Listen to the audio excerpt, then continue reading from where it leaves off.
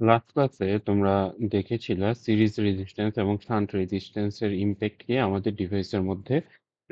আমরা যদি জেনারেলি এই জিনিসটা দেখি, এখানে আমরা বলি কি যে সানলাইট পড়লো।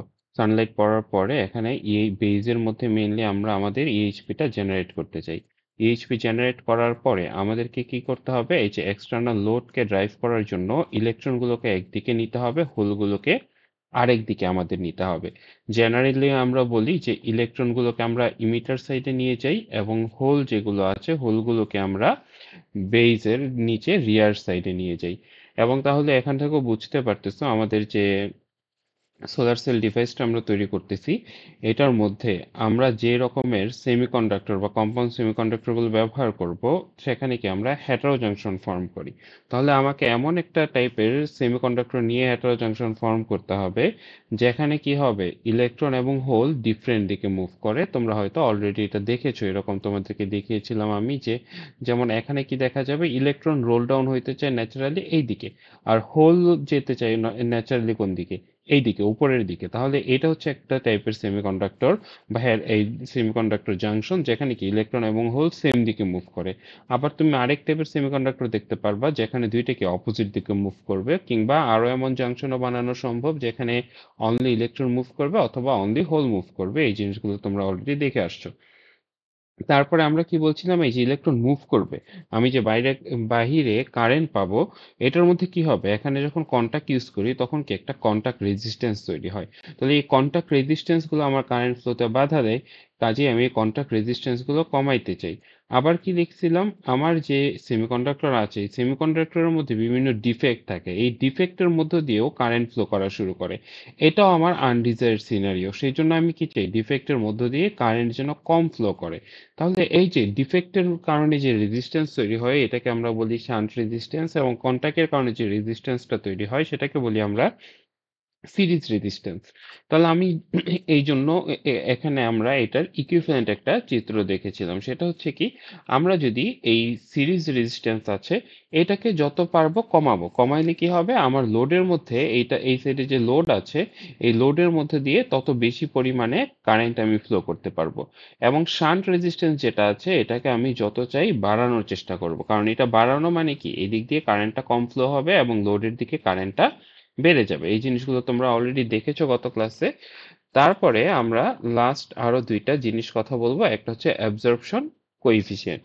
এখন অ্যাবজর্পশন কোএফিসিয়েন্টটা দিয়ে কি বোঝায়, আমরা এইরকম একটা ফর্মুলা দেখেছি, ই ইকুয়াল এইচ নিউ, কিংবা ই সমান সমান H C divided by lambda, বা ই প্রপোর্শনাল টু 1/λ।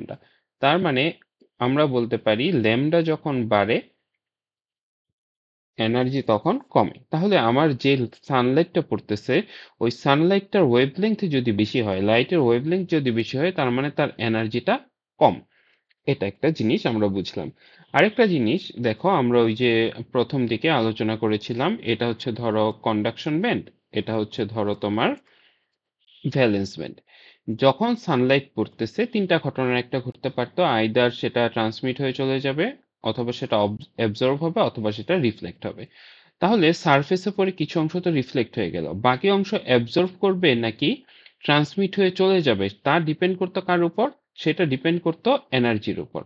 যেই সানলাইটটা পড়তেছে সেটার এনার্জি যদি সাফিসিয়েন্ট হয়, সাফিসিয়েন্ট বলতে সেটার এনার্জি যদি এই ইজি এর চাইতে বড় হয়, তাহলে কি হবে, সেটা অ্যাবজর্ব হয়ে যাবে। আর যদি ইজি এর চাইতে ছোট হয় তাহলে কি সেটা হবে, সেটা কি হবে, ট্রান্সমিট হয়ে চলে যাবে। তাহলে ল্যামডা যখন বড় হচ্ছে, ল্যামডা বড় হওয়া মানে কি, ইজি, সরি, ই এনার্জিটা ছোট হয়ে যাওয়া। এনার্জি ছোট হয়ে যাওয়া মানে কি, অ্যাবজর্ব হবে না, ট্রান্সমিট হয়ে চলে যাওয়ার সম্ভাবনা বেশি। আর ল্যামডা যখন ছোট, তখন কি, এনার্জিটা বড়, তার মানে তখন ট্রান্সমিট হওয়ার সম্ভাবনা বেশি। এখানে দেখো তুমি অনেকগুলো কার্ভ দেখতে পাচ্ছ। আমরা যদি জাস্ট ধরো এই ব্লু কার্ভটা দেখি, এক একটা কার্ভ এক একটা ম্যাটেরিয়ালের জন্য, এটা ম্যাটেরিয়ালের property. For the time being আমরা গ্যালিয়াম আর্সেনাইড দেখি। গ্যালিয়াম আর্সেনাইডের জন্য দেখো, এট লো ওয়েভলেংথ, ওয়েভলেংথ কম মানে কি, এনার্জি বেশি, যেহেতু এনার্জি বেশি তাহলে অ্যাবজর্পশন বেশি হবে, এই জন্য দেখো অ্যাবজর্পশন কোএফিসিয়েন্টের মান হাই। এরপরে যখনই এটা ওয়েভলেংথ বড় হচ্ছে, ওয়েভলেংথ বড় হওয়া মানে কি? এনার্জিটা ছোট হয়ে যাচ্ছে। এবং এনার্জি যখন ছোট হয়ে যাচ্ছে তখন কি হবে?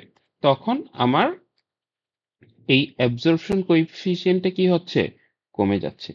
এটা আমরা দেখলেই বুঝতে পারছি। খুবই ইজি টু আন্ডারস্ট্যান্ড। আর এরপরে যেটা দেখতে পাচ্ছি অ্যাবজর্পশন ডেপথ। এটা কি বুঝাচ্ছে? দেখো একটা সানলাইট মনে করো এইখানে পড়লো। এখন যদি ওয়েভলেংথটা কম হয় তাহলে অ্যাবজর্পশন ডেপথটা কি হচ্ছে? এখানে সেটার পরিবর্তন দেখানো যাচ্ছে। দেখো ওয়েভলেংথ যখন বড় তখন এনার্জি, এই যে তোমার ওয়েভলেংথ বড় মানে কি? সরি, ই যেটা আছে এই ইটা তোমার কি হবে? ওয়েভলেংথ বড় হইলে ইটা তোমার ছোট হয়ে যাবে।